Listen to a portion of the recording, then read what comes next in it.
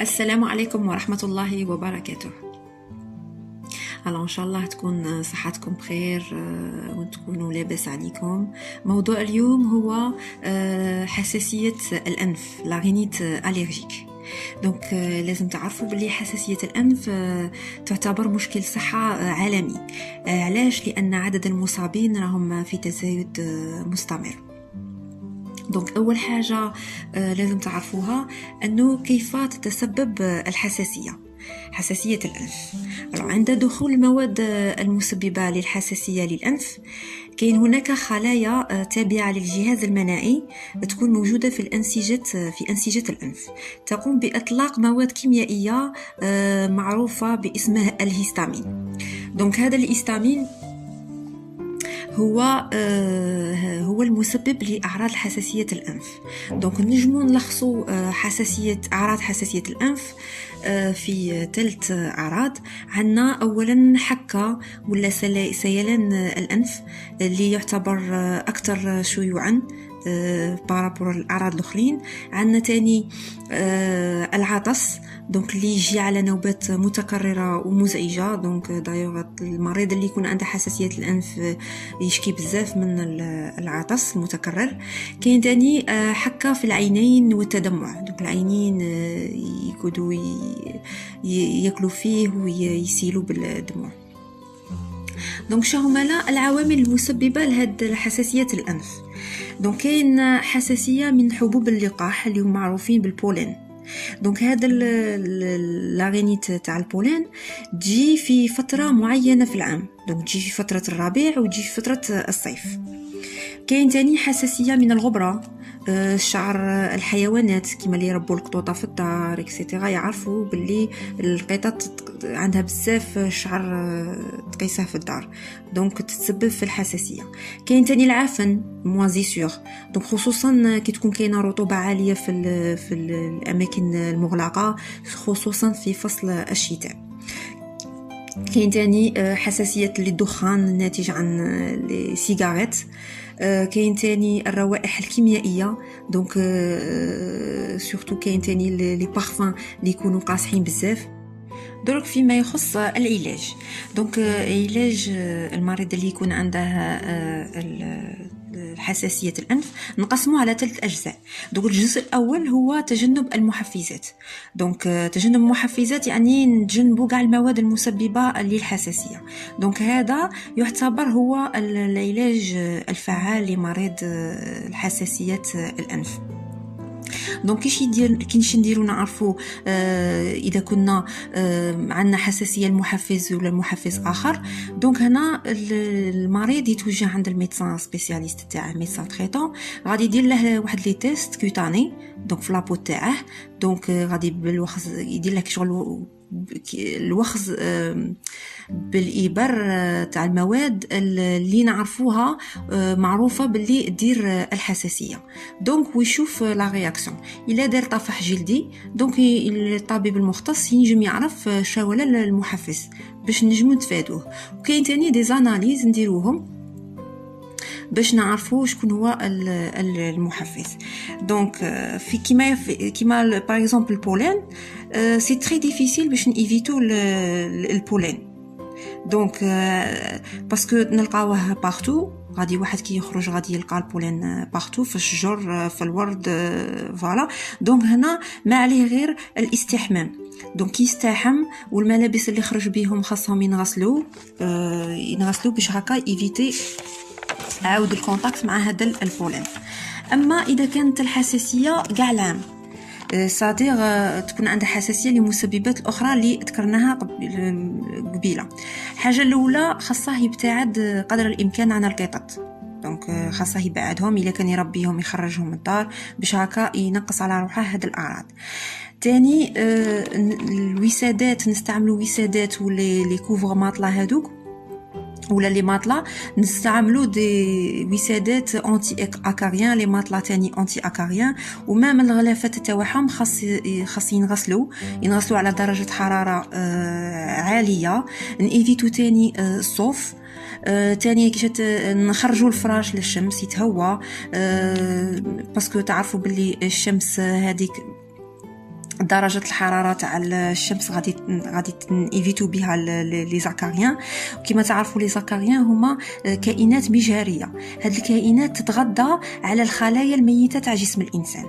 دونك ايماجين واحد فراشه يخلي كيما هكا ما ينشره ما ينفضه ما والو يعاود يرقد فيه تعاود تجي ديك الالرجي سورتو على بها تجي بزاف في اللي للناس اللي عندهم لاغينيت الرجيك لي زاكاريان.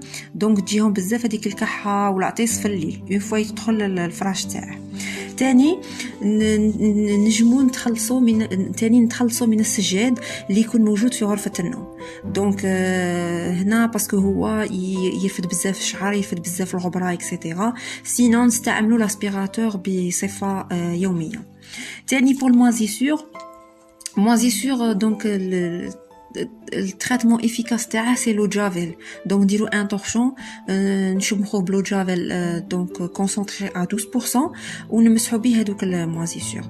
تاني الدخان من يليق او ماكسيموم ما نعرضوش الرضيع سورتو في العام الاول تاعه اللي الدخان باسكو هو اللي في المستقبل اللي يعرض له لخطر الاصابه بهاد لاغينيت الالرجيك وخطر اصابه تاني بالمرض الربو لازم.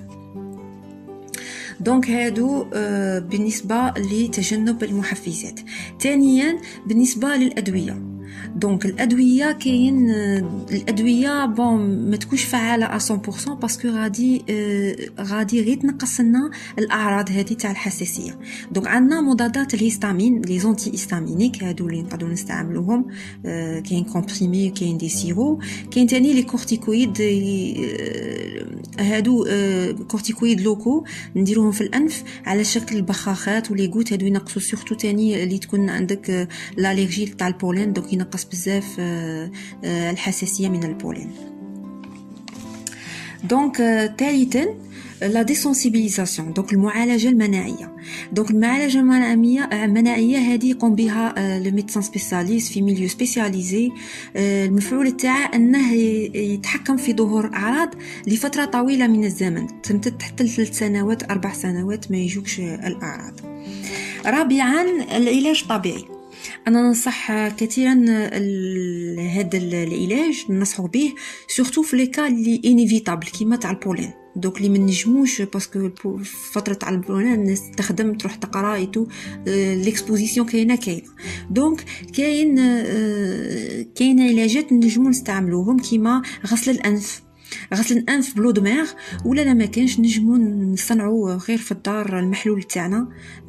نديروا نص مغرف تاع ملح مع 500 مليلتر تاع ماء ونديروهم في قرعه تاع بخاخه وهكاك اشاك فوا في لا جورني نغسلوا بها الانف.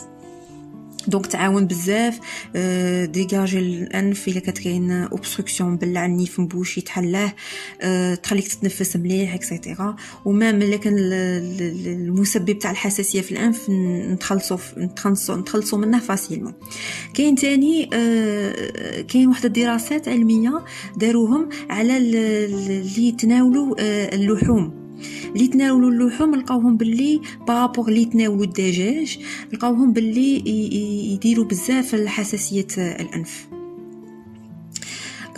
دونك il est recommandé باش تتناولوا الدجاج بكثره بابور اللحوم. كاين ثالثا مكملات زيت السمك المعروف بالاوميغا 3. هذا الاوميغا 3 قال لك ينقص من الالتهابات الناتجه عن الحساسيه. دونك معروف انه مفيد جدا اللي يكون عندهم مرض الربو لازم ياكلوا بزاف هذو المكملات تاع الاوميغا 3. رابعا تاني ارتداء النظارات الشمسيه. دونك سورتو في فتره البولين دونك ينقص بزاف لو كونتاكت تاع البولين مع العينين. خامسا الوخز بالابر لاكوبينكتور. لاكوبينكتور قال لك هي علاج بديل لأنه يساعد في التقليل من ظهور أعراض الإصابة بحساسية الأنف. سادسا العلاج الطبيعي الغذائي اللي هو الكركم ينقص من الاحتقان الناتج عن حساسية الأنف. نستعملوه في المطبخ بصفة يومية مليح بزاف للصحة. تاني البخار سابعا البخار. دونك هنا في الاستحمام ننصحوا باستنشاق البخار هذاك الناتج عن الماء الساخن، باسكو يعاون باش يفتح لنا المجاري التنفسيه ونتخلصوا من هذاك المشكل تاع الاحتقان. دونك لو بلوز امبورطون ان مريض الحساسيه الانف يتحكم في الاعراض تاعه بالسيطره عليها. دونك اون فوا يبداو الاعراض يسيطر عليهم باش ينقص من المعاناه هذيك تاع الحساسيه. ولازم مريض الحساسيه الانف يكون على علم بالمسببات الحساسيه عنده باش يتفاداها ويتفادى تطورها في المستقبل الى مرض الربو. دونك في الأخير إن شاء الله تكونوا استفدتوا من هذه الإرشادات من هذا الموضوع، وإن شاء الله نوعدكم بفقرات أخرى طبية إن شاء الله.